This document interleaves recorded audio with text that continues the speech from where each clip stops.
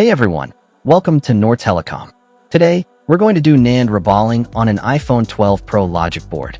First, I gently heat the NAND area using a hot air gun to soften the adhesive. Then, with a thin metal blade, I clean around the chip and remove the glue. After a few seconds, the NAND lifts off smoothly. Once it's removed, I apply a bit of flux on the board pads and clean them carefully.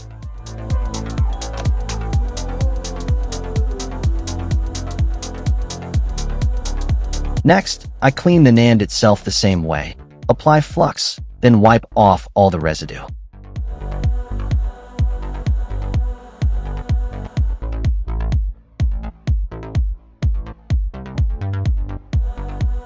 Now I place a reballing stencil on top of the NAND and spread some solder paste over it.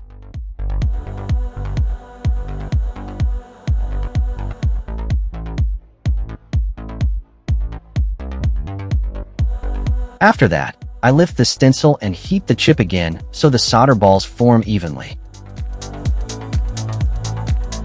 Finally, I apply a small amount of flux on the board, align the NAND in its original position, and reflow it with hot air to make a solid connection.